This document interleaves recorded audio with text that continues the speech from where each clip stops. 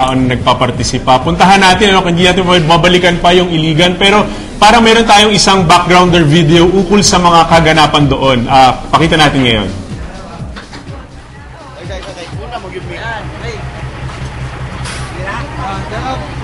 Good morning.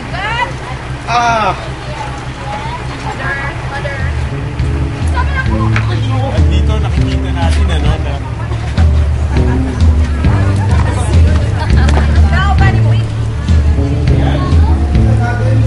ating TV screens na may mga volunteers tayong papunta na sa site.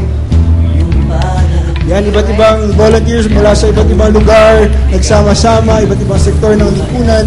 Ayan, hindi lang pagtatayo ng bahay yung nagaganap sa Bayani Challenge, kundi naglilinis din, nag-aayos ng mga silid-aralan. Kasama na dyan yung mga activities. Tanong natin si Ate Isa. Ate Isa, dun sa Bayani Challenge, nakikita natin sa screens, no? Hindi lang pagtatayo pala ng bahay yung nangyayari. Ano pa ba yung mga other activities na ginagawa ng mga volunteers? Kasama yan dun sa activities ng Paraisong Pambata. Kasi right after Sendong happened, within 2 days, I think, nandun na yung mga volunteers. And the first stop was really the schools. Kasi marami dun sa mga lumikas really went into the public schools. And hirap na hirap sila kasi even the public schools were very dirty. So yung nakikita nyo dyan ngayon, napakahalaga ng ginawa nila kasi tinanggal po nila lahat ng mga lupa, lahat ng mga debris na pumasok into the public schools. And that's really where the kids went.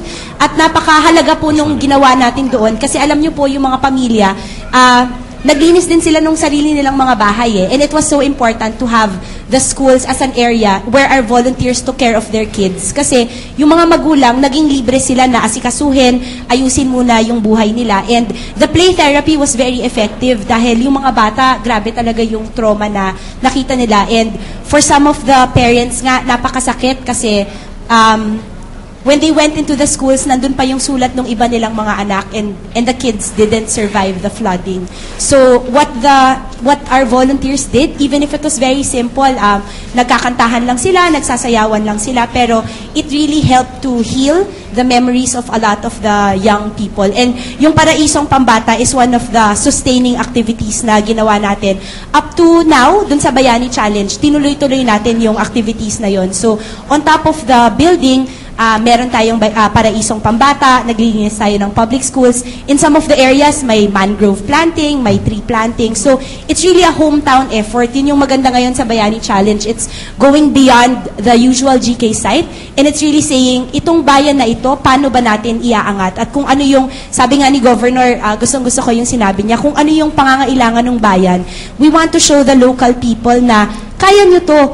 And the volunteers are just one way for 5 days to inspire yung mga local Masbateños kung saan man tayo pumunta na meron tayong pwedeng magawa para dun sa bayan natin. So, you'll see in that video yung smiles ng mga bata. And alam po ninyo, for something like Sendong, kung nakita ninyo yung devastation doon, yung maipasok ninyo yung smile, yung makita mo na tumatawa yung mga bata despite the pain that they experienced, for me was one of the most touching things I've ever seen. To restore joy in the midst of so much pain really was for me such a milestone of our work in Iligan and Cagayan. Thank you, Ate Isa. So narinig natin yung experience sa Paraisong Pambata. Balik tayo kay Gio. Okay. Ngayon, di ba, napag-usapan ng mga kwento doon. Puntahan natin live sa Iligan si June Hoson. June, magandang gabi. Ayun, may naririnig na natin, nagwawala na yung crowd sa Iligan. June, kamusta kayo dyan? Ayan. Sige, habang inihintay natin yung feed, no? Meron lang tayong konting kahirapan doon sa feed, pero may paunti-unting ingay nung audience at mga tao that I think they're really very excited to hear us and to really talk about this.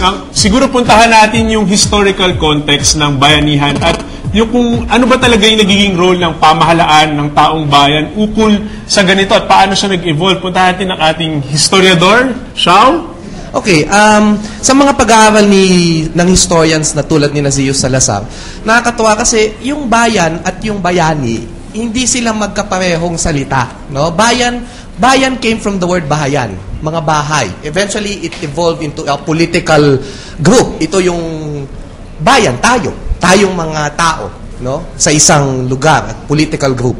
Now, yung bayani ay galing sa salitang bagani, no? Mula sa mga Bisaya, no? Bagani or bahani. Ito yung warrior.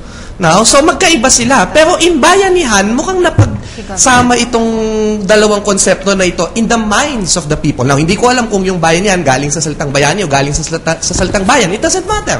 Because, now, yung bayanihan, parang ang nakita natin dito, yung noon pa matagal nang ginagawa yan. Kapag ka may bahay ka at gusto mong lumipat, di ba, bahay kubo tayo noon, no? Pwede magtutulungan na, magiging bayani ngayon, yung mga kapitbahay mo. At sama-sama nyong ililipat yung bahay na iyon. Now, sa collective consciousness natin, mahalaga yan at napasikat pa yan ng mga paintings ni Botong Francisco, no, na bayanihan.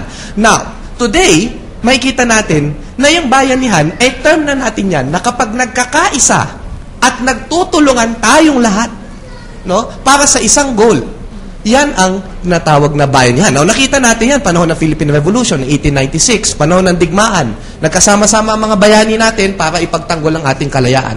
Lalo na nung panahon ng people power. Now, people power, madami kong nakakaaway ngayon dyan, laging sinasabi, wala daw na pala nung panahon ng people power. After people power, wala daw nangyari sa atin. I beg to disagree because yung volunteerism, the influx of volunteerism and NGOs like Gawad Kalinga, lumabas yan in the context of people power, the opening of the democratic space. Kaya ngayon, anong sinasabi ni Tita Cory bago siya namatay?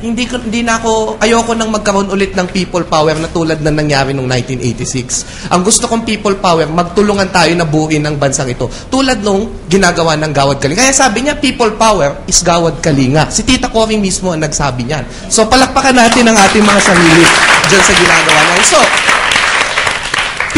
people power equals bayanihan now is not just that one government giving ginhawa to the people. But the people, yung mga tao, tinutulungan ngayon ang gobyerno na tayo lahat magsama-sama upang guminhawa tayo. Now, we are a poor country financially, no? At ang daming gustong magkawatak-watak tayo dahil gusto nilang kunin ang ating mga resources. Now, ang ating tanging kayamanan ay ang ating pagkakaisa. Huwag nating hayaan na bawiin sa atin ito. Maraming salamat, Xiao. Talagang iba yung konteksto na dinadala ni Xiao dito sa diskusyonan ng bayanihan. Ano? Oo. Ito naman po para kay... Okay. Mukhang may ready tayong live patch. Puntahan natin yung mga ekspektasyon ng mga tao doon sa Bayanihan Challenge. Punta tayo sa Masbate.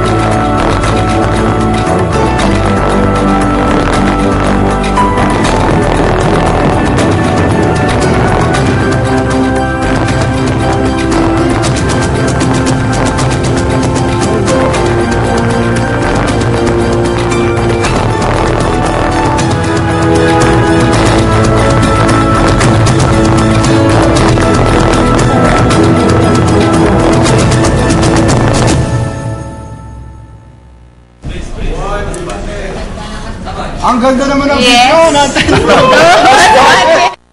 Photo. Ganun kaganda. Okay, so puntahan naman natin ngayon ang Masbate. Balita ko nandiyan si Cheska.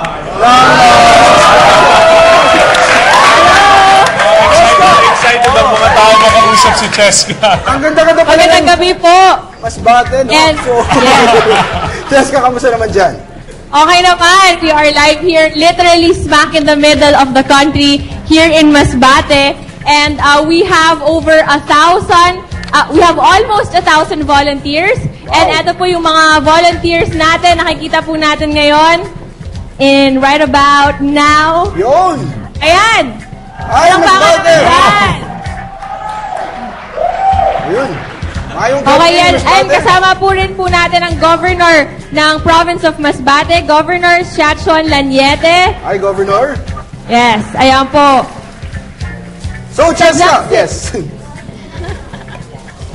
Balita ako, Carl, first time ng Bayani Challenge dyan sa Masbate. Ano ba naging expectations ng mga tao, Cheska? I'm sorry? Expectations ng mga taga-Masbate. Parang malaman pag si Carly nagtatanong. Sa expectations. Ano yung expectations? Okay. They expected, of course, a lot of work. Most of the volunteers here are locals of Masbate. Pero a lot of them, at the end of the 5-day activity, were very surprised dahil meron nga ditong bayanihan race, and this is when the locals of Masbate really saw the beauty of Masbate and yung potential ng Masbate, because according to Tito Igme, the GK head of Masbate, sabi niya, Masbate is raggedly handsome, raggedly beautiful. So talagang yes. Diba? Ano they really have here the potential to be globally competitive in terms of sites and tourist spots and things like that. Nakita natin yung video ng Masbate, no? Karamihan sa ating mga manonood, siguro hindi alam kung nasaan yung Masbate. Nasa Bicol region po siya. At magandang lugar siya doon. So, yes. So, just ano ba yung mga activities dyan sa Masbate? The past 5 days. Meron tayong 4 sites. Yung Mobo, Milagros, Masbate City, and Aroroy. And nag-refurbishing ng schools, coastal cleanup, house build, repainting ng mga gutters, and also nagparaisong pambata in all the sites. So, and also nagbayanihan race. This is, it happened in Masbate and Milagros. There were 9 teams, 9 pairs, so 18 individuals. Each team only had 250 pesos in their pocket to accomplish 15 challenges in both areas. They had no idea, most of them were not from Masbate, they had no idea how to go to these sites. And doon nga nila nakita yung beauty ng Masbate. Also, nagkaroon din ng Master Cocinero just a couple of minutes ago lang natapos. We have yet to try yung mga produkto ng mga volunteers natin. Hindi lang pala ito mga bayani, mga chef din pala yung mga tao dito. So, there you go. Okay. Intense talaga yung mga kaganapan. Ngayong gabi, ano pang merong activities at ikalima na, Cheska? Every night, merong evening sessions kung saan naririnig yung mga stories ng mga volunteers natin. Napaka-inspiring po ng mga kwento nila. Marami sa kanila had no idea kung paano pupunta ng Masbate. They had no money in their pockets, but by some divine providence, we're able to find ways to get here. And also, kasama ko po ngayon is Miss Lindy Joubert from the University of Melbourne, Australia. And she is also the director of UNESCO Observatory. Good evening, ma'am. So can you tell us about your experience here in the Bayani Challenge? Well, overall, it's just been a phenomenal opportunity to be here, not only in this most beautiful countryside and lovely place, as you described, Masbate. It really is a wonderful spot on this earth. And just to see the joy, the exuberance, the passion and the spirit of all the people who've been involved. I mean, it is the Filipino way, I know, to be so full of laughter and goodwill, and the music, and particularly the dancing. I love the dancing. But I just think it really is a great opportunity to bring all these people together of every age. We had a young boy in our team of Kamsur who has been doing it since he was 5, and he's now 9. And his parents are the most passionate, dedicated people. I mean,